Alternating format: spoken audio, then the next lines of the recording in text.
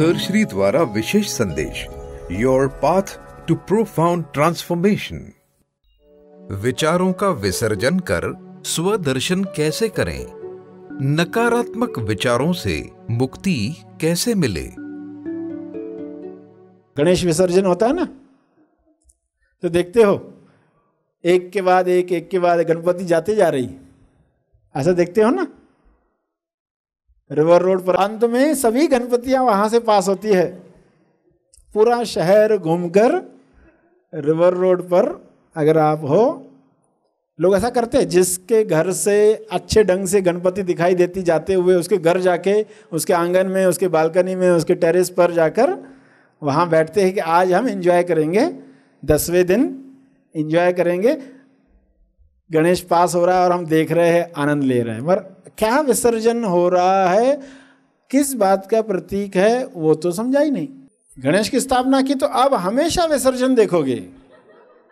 एक एक विचार आ रहा है, उसके पीछे दूसरा विचार आ रहा है, उसके पीछे तीसरा विचार आ रहा है।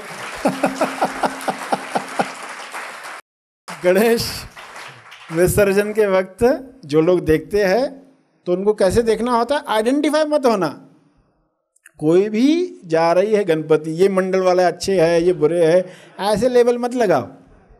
इनका नृत्य अच्छा है, इनका बुरा है, क्यों लोग उसमें अटक जाते। गणेश को देख ही नहीं रहा कोई। और बातों में 10 दिन लोग घूमने जाते हैं ना, तो जब बाहर आते हो लाइन में जाएंगे, पूरा डेकोरेशन देख कर आएंगे, तो उनसे सवाल पूछना, गणपति चूहे पर बैठा था कि बाजू में चूहा था, लेफ्ट हैंड साइड था, राइट हैंड साइड था? तो बोलते अरे ये तो देखा ही नहीं हमने। सब देखा, वही नहीं देखा जो देखना था। गणेश को देखने गए थे, पूरा डेकोरेशन पर ही ध्यान था, ये बनाया है, ये बनाया, ये कितना अच्छा, वो कितना अच्छा। मगर बाहर आकर गणेश पर ही, क्योंकि उसी पर फोकस करना था, उसकी आराधना करनी है, उसका विसर्जन आकार का होने जा रहा है, निराकार की तरफ ले जाने के लिए, तो उस पर फोकस होना चाहिए था कि अलगाव के साथ, डिसआइडेंटिफाइड होकर, ये विचार गया, ये विचार गया।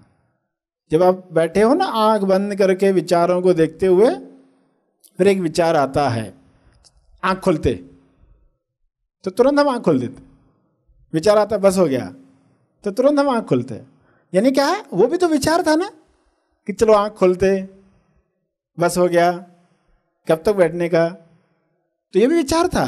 मगर हमने उसको विचार करके नहीं देखा, वो विचार रोड के इस तरफ आ गया।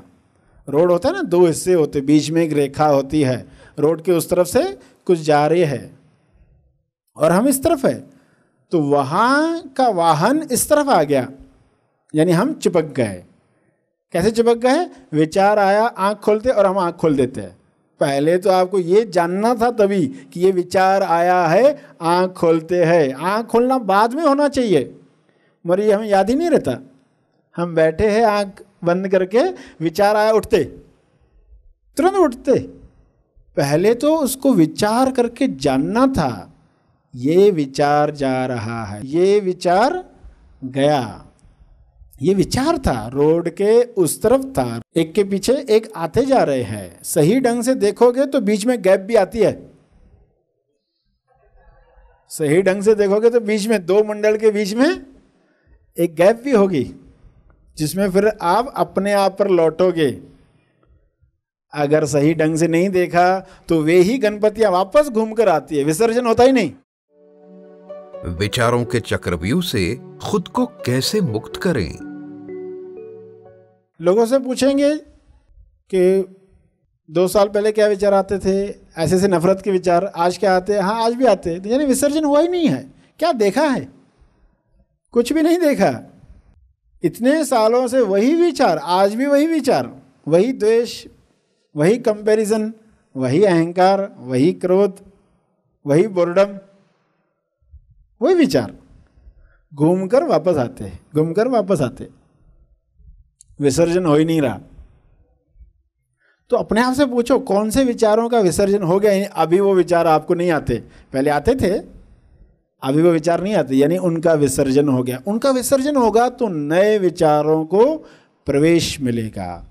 सेल्फ रियलाइजेशन के बाद, स्थापना के बाद कौन से विचार आते हैं शरीर में, उन विचारों को कब मौका मिलेगा?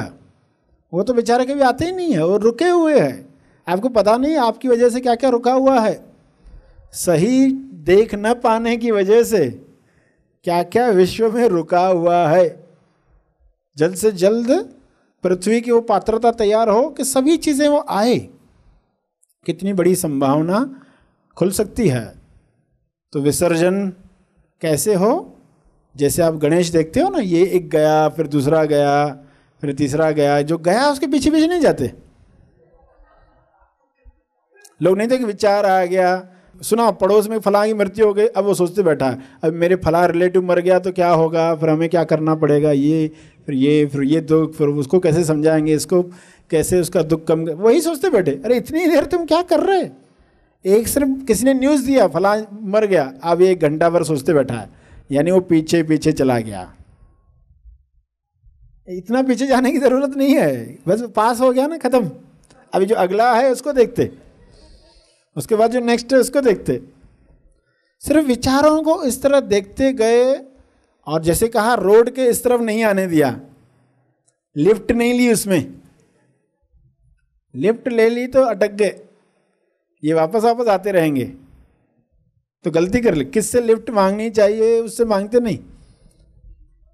जिस दिशा में जाना है उस तरफ जाने वाले से लिफ्ट मांगनी चाहिए, गलत दिशा में जो आ गया हो उससे लिफ्ट नहीं मांगनी। तो विसर्जन होते वक्त कैसे विसर्जन? अगर हम गणेश की आरती करने बैठे, 10 दिन करोगे ना, एक्चुअली 10 दिन करोगे, यानी कि वो अनंत चतुर्थी तक है। विचार आएंगे, आप आरती करने बैठे हो, मन में और विचार आएंगे, खुशबू आ रही प्रसाद की, मोदक की आ रही है, ये टेस्टी है, वो ऐसा है, अगरबत्ती की खुशबू आ रही है, उसमें नहीं जाना है। हम ये देखें कि हमारे अंदर जो चल रहा है, विसर्जन चल रहा है, उसको हम सही ढंग से देख रहे हैं क्या? तो सही आरती कर रहे हैं। आँख खोलेंगे, मूर्ति को देखेंगे, कान को देखेंगे, माथे को देखेंगे, सूंड को देखेंगे, चूहे को देखेंगे, 4 हाथ है, 4 शक्तियाँ है, उसमें हथियार है, लड्डू है, मोदक है, हर चीज़ पर जो बताया गया है उस पर मनन करोगे। मेरे जीवन में गणेश आया है कि नहीं? लोग कहते हमारे घर में गणेश आ गया, अब मन्नत पूरी होने वाली है, हमारे घर आया, कितना अच्छे से प्रेम से बोलते। फिर बाद में उसकी बहनों को भी बुलाया, मायके बुलाया, उनका सत्कार किया, है ना। जैसे मायके में लड़की आती तो कितना सत्कार करते, तो वैसे उनका सत्कार। गणेश की बहनें हैं, गणेश आया तो बहन है तो चाहेगी ना भाई से मिलना। तो देखो कहानी में देखोगे पूरा परिवार है गणेश का, पूरा परिवार आता है, रिद्धि सिद्धि उसकी बीवियां हैं, सब है। शिव से लेकर शुरुआत हो गई। पार्वती ने शिव को पाने के लिए जो हड़ताल की थी कि शिव ही चाहिए, हड़ताली का जो उपवास रखा। कुछ लोग चाहते ना ये चीज़ चाहिए तो भूख हड़ताल करते, ये चीज़ चाहिए या नहीं चाहिए। तो शिव तो मिल जाए, और फिर शिव मिलने के साथ ये सब चीज़ें, सारे असुर खत्म हो जाए, वरना ये असुर फिर शिव को डग देते हैं। गणेश फिर उन असुरों को मारता है। देखो हर कहानी ने आपको कुछ बताया, कुछ समझाया, और सही ढंग से विसर्जन हो गया। और आप जब भी गणेश मूर्ति के सामने बैठोगे तो क्या करोगे? देखोगे कैसे विसर्जन हो रहा है। और वही विचार अगर रोज आ रहे हैं तो उसका अर्थ उनका विसर्जन नहीं हो रहा। ये सारे विकार जो बताए वही विचार चल रहे हैं वापस वापस। तो उनको समझ से देखे ये विचार कहाँ से आ रहे, क्यों आ रहे, किस मान्यता से आ रहे। जरूर कोई मान्यता है, कोई महत्वाकांक्षा है, कोई ऐसा विकार है जिसकी वजह से वो आ रहे। तो इनको खत्म करना, ये असुर हमें मारने हैं। गणेश को प्रार्थना करनी है कि हमें शक्ति दो कि हम इन असुरों को मार पाए। प्रार्थना की जाए, उस शक्ति की मांग की जाए, उस समझ की मांग की जाए जो गणेश के पास है। तो सही ढंग से आप गणेश भक्त बन गए। गणेश अगर पैदा हो रहा है तो हमारे साथ क्या हो रहा है? किसी का जन्मदिन हमारे लिए कैसे निमित्त बनता है। देखो कुछ लोग ये कोशिश करते हैं जन्मदिन अगर है तो लोगों में जागृति लाई जाए। साल में एक बार ऐसा कुछ होता है तो पूरा साल सही ढंग से कैसे जाए, इसलिए एक मौका होता है। त्यौहार प्रयास है बताने के, तो हमारे सामने ये बातें आई तो हम उसमें से क्या समझ रहे हैं।